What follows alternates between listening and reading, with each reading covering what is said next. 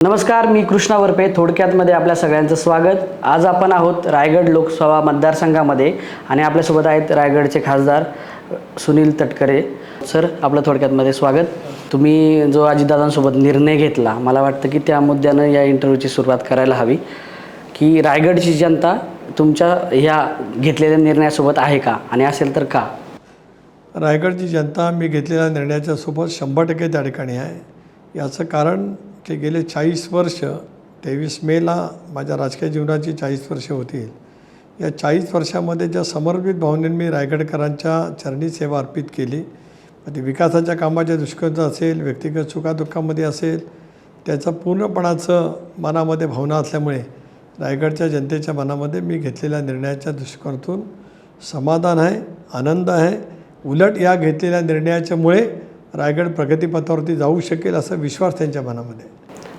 रायगडची जर समीकरणं बघितली तर 14 असेल किंवा 19 असेल, आत्ताची पण ही इलेक्शन असेल, यात जे उमेदवार होते ते सेम आहेत आणि इथली जी लढाई आहे ती एकदम काट्याची लढाई झालेली आहे. म्हणजे 14ला तुम्ही निवडून येऊ शकले असते, पण एक नामसामर तुमच्या सेम नावाचा उमेदवार असल्यामुळं तुम्हाला इथून हार पत्करावी लागली. मात्र आत्ता तुम्हाला असं वाटतं का की आत्ताची लढाई काट्याची आहे, कारण भरपूर राजकीय उलथापालथ झालेली आहे? नाही, भरपूर राजकीय उलथापालथ झालं ती खरी आहे, पण ती माझ्या फेवरची झाली आहे. ही काट्याची लढाई नाही, ही एकतर्फी लढत आहे. आणि यावेळेला भारतीय जनता पक्ष आणि शिवसेना, मनसे, RPI, रासप हे सर्व पक्ष माझ्या पाठीमागे ताकदीने उभे आहेत. आणि त्याच्यामुळे समीकरणं बदलत असतानाच एक जमेची बाजू आहे की गेले 5 वर्ष लोकसभा सदस्य म्हणून ज्या वेळेला जिल्ह्यामध्ये विशेष करून करोनासारखं महामारीचं संकट, निसर्ग चक्रीवादळ, तोक्ते चक्रीवादळ, महापुराने उद्ध्वस्त झालेलं महाड, त्या वेळेला ज्या पद्धतीने जनतेशी संवाद राहत, जनतेच्या मनावरती झालेले आघात, त्यांचा प्रचंड प्रमाणावरती झालेली वित्तीय हानी, या सगळ्या गोष्टीमध्ये त्यांच्यासोबतच मी वावरलेला असल्यामुळे जनतेच्या मनामध्ये त्याबद्दलचा आपुलकीचा भाव आहेच. पण त्याचबरोबर विकासाची कामाची जोड गेली 40 वर्षामध्ये मी सातत्याने दिले, त्या अनेक विकासाच्या कामाच्यामुळेच या जिल्ह्यातील जनता यावेळेला मोठ्या फरकाने मला विजय करेल. ते करत असताना भारतीय जनता पक्ष आणि शिवसेना या 2 प्रमुख राजकीय पक्षांची साथ ही माझी अतिप्रचंड जमेची बाजू. तुम्ही म्हणता की मित्रपक्ष तुमच्यासोबत आहेत, पण महेंद्र दळवी, भरत गोगावले किंवा योगेश कदम असतील, यांच्या निष्ठेबद्दल किंवा ते तुम्हाला किती मदत करतील याच्याबद्दल शंका व्यक्त केली जाते. कोणीही शंका व्यक्त करत नाही. ही कोणाच्या कल्पनेतून शंका आली मला कळू शकत नाही. मी स्वतः अनुभवतो आहे. मी पण गेल्या 40 वर्षामध्ये 40-50 निवडणुकीला सामोरं गेलो आहे. विधानसभा, लोकसभा, जिल्हा परिषद, पंचायत समिती. माझ्या निवडणुकीसाठी शिवसेनेचे ज्येष्ठ नेते रामदासभाई कदम, आमदार भरतशेठ गोगावले, आमदार महेंद्रशेठ दळवी, आमदार योगेश कदम त्यांच्या स्वतःच्या निवडणुकीमध्ये जेवढं काम करतात त्याच्यापेक्षा जास्ती कामाला लागलेत.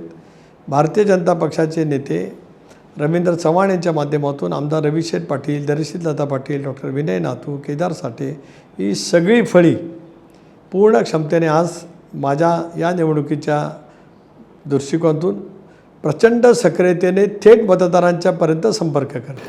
शेकापची या मतदारसंघात एक मोठी ताकद आहे.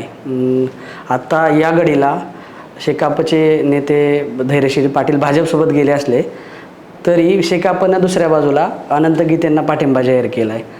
तर तुम्ही या गोष्टीला कसं सामोरं जाल? शेकापचं तुम्हाला, म्हणजे मला आता कळत नाही आहे की याच्यात तुमची काय शेकापच्या मतदारांना आव्हान असेल? शेका पक्षाचं मतदान आहे हे मी कधी नाकारलं नाही, पण किती आहे याची आकडेवारी माझ्या मनामध्ये आहे.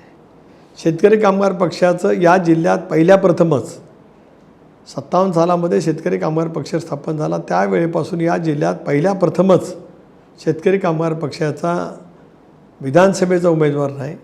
आणि गेली 4 लोकसभेच्या निवडणुका शेतकरी कामगार पक्ष या जिल्ह्यात लोकसभेची उमेदवारी करत नाही. नाहीतर या जिल्ह्याचा इतिहास असा: 52 काँग्रेस, 57 शेका पक्ष, 62 काँग्रेस, 67 शेका पक्ष, 71 काँग्रेस, 77 शेका पक्ष, 84 काँग्रेस, 84 शेका पक्ष, 80 काँग्रेस, 89 काँग्रेस. मग तिथे अंतुले साहेबांनी ब्रेक केलं. त्याच्यामुळे शेतकरी कामगार पक्षाची ताकद किती आहे हे मी आज या ठिकाणी बोलून मी कोणाला कमी लेखू इच्छित नाही. परंतु यावेळेला माझ्या पाठीमागे उभी असलेली ताकद भाजपची आणि शिवसेनेची, जे माझ्यासोबत नाहीत त्यांच्यापेक्षा कितीतरी अधिक पटीने आहे. कधी काळी या मतदारसंघामध्ये हिरवे साप वगैरे अशी वक्तव्य वापरली गेली. आज तेच उमेदवार एकतेची भाषा करत आहेत. म्हणजे हे जरा जाती किंवा धर्माच्या नावावरचं राजकारण या मतदारसंघामध्ये परत एकदा रुजू पाहतंय का? अनंत गीतेच्या 8 निवडणुका भारतीय जनता पक्षाबरोबर ते लढत आले. त्यांची स्वतःची जातीयवादी प्रवृत्ती या मतदारसंघातल्या जनतेने अनेक वेळेला अनुभवले. समाजाच्या नावावरती मागितले जातात, धर्माच्या नावावर मतं मागितली जातात. 2009 सालामध्ये याच अनंत गीतेने बॅरिस्टर अंतुले साहेब यांनी महाराष्ट्र घडवला, गतिमान प्रशासन दिलं, त्या अंतुले साहेबांच्याबद्दल हिरवा साप आणि मुस्लिम समाजाला हिरवा अजगर ह्याला ठेचून काढा अशा पद्धतीची वक्तव्य केली. काल परवाच त्यांच्याच उपस्थितीमध्ये त्यांचे माजी आमदार संजय कदम यांनी एक वक्तव्य केलं की मशिदीमध्ये नमाज पढणारे दलाल आहेत. आदरणीय पवार साहेबांच्याबद्दल ज्या वेळेला राज्यात उद्धव ठाकरेंचं सरकार होतं त्यावेळेला शिवसैनिकांच्या एका बैठकीमध्ये शरद पवार हे पाठीत खंजीर खुपसणारे नेते आहेत, काँग्रेसच्या पाठीत त्यांनी खंजीर खुपसला, ते माझे नेते होऊ शकत नाहीत, अशी अलीकडच्या कालावधीमध्ये अनंत गीतेंची वक्तव्य आहेत. ही विखारी वक्तव्य याच्याबद्दल जनतेच्या मनामध्ये तीव्र पळीचा संताप त्या ठिकाणी आहे. या उलट माझं कधी कोणाही विरोधकांच्या बाबतीमध्ये मी कधी व्यक्तच केलं नाही.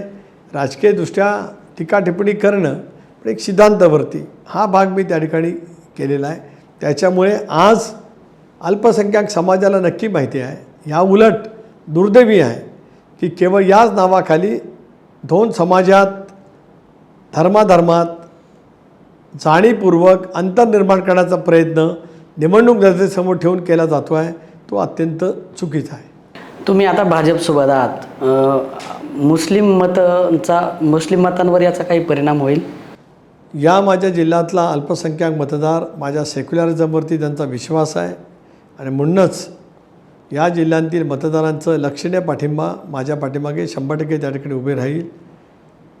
त्याबरोबरतीच भारतीय जनता पक्षाने 370 कलम CAA या कायद्यामध्ये घेतलेली भूमिका ही या देशातील मुस्लिमांच्या विरोधामध्ये नाही. आज मोदी साहेबांच्या सरकारने आणलेल्या योजना ज्या व्यक्तिगत लाभार्थीच्या आहेत, 100 कोटी लोकांना लस दिली, ती सर्व धर्मियांना दिली गेली. असं काय फरक केला गेला नाही की ही एका विशिष्ट धर्मासाठीच आहे.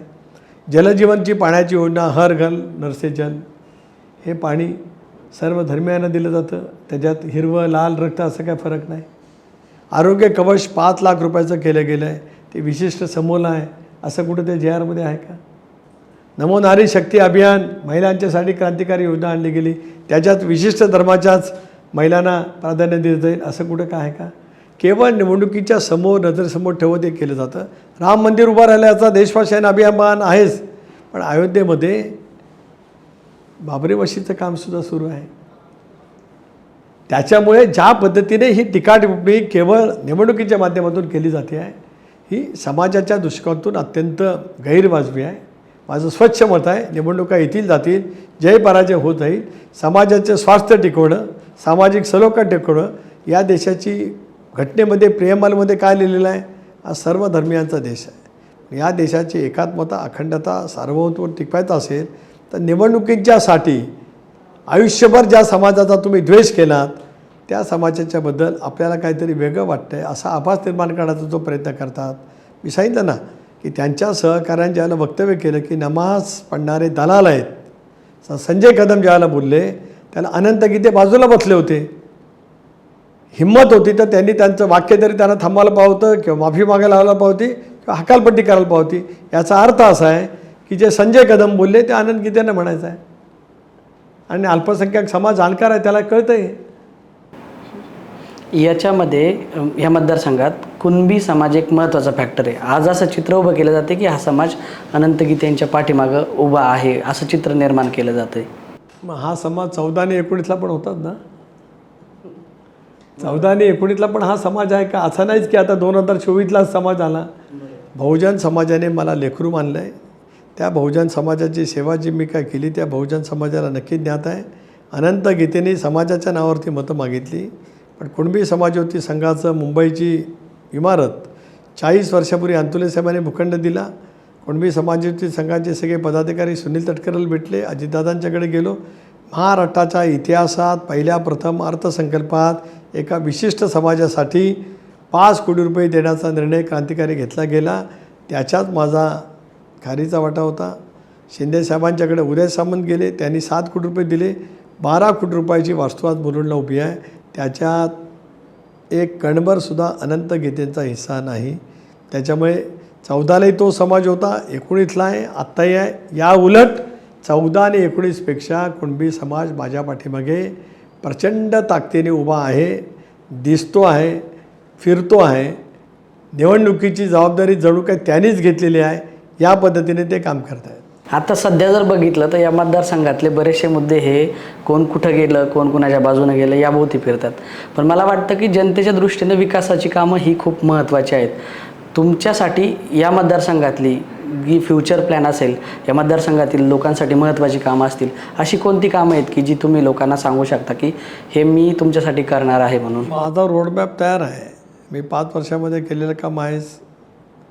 रेवस रेड्डी रस्ता पूर्ण तयार करणं, ग्रीनफील्ड एक्सप्रेसवे तयार करणं, 80% पूर्ण झालेला मुंबई गोवा रस्त्याचं काम पूर्णत्व असलेलं, डबलिंग, इलेक्ट्रिफिकेशन झालेल्या रेल्वे, याच्यामध्ये जलदगतीचा थांबा मतदारसंघातील अनेक ठिकाणी मिळवणं, 4Gचं अत्याधुनिक पैचं नेटवर्क वाड्या वस्तीमध्ये आज BSNL आणि जिओच्या मार्फत त्या ठिकाणी तयार करत उद्याच्या भवितव्यासाठी लागणाऱ्या अनेक गोष्टीच्या पायाभूत सुविधा निर्माण करणं, सिंचनाच्या व्यवस्थेवरती भर ठेवणं आणि कोकणाला निसर्गाने फार मोठ्या प्रमाणावरती वरदान दिलं असल्यामुळे पायाभूत सुविधा निर्माण करत पर्यटनावरती आधारित असलेल्या रोजगारांची निर्मिती करणं, तसे उद्योग आणणं, प्रदूषण विरहित कारखानदारी आणणं, हा माझा 5 वर्षाचा रोडमॅप आहे.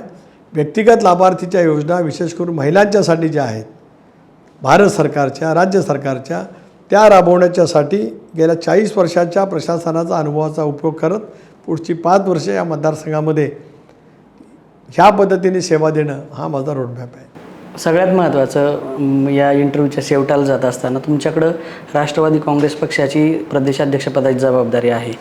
तर राज्यात तुम्हाला सध्या कसा प्रतिसाद आहे? आणि दुसरा महत्त्वाचा प्रश्न की तुम्ही ज्या जागा लढवता त्यापैकी किती जागांवर तुम्ही जिंकू शकता? असं राज्यात अजितदादांनी घेतलेल्या निर्णयाच्या वतीमध्ये प्रतिसाद प्रचंड आहे. आम्ही 5 जागा लढतो आहोत. 5-0 हा या निवडणुकीचा राष्ट्रवादी काँग्रेस पक्षाचा महायुतीच्या माध्यमातून निकाल आहे.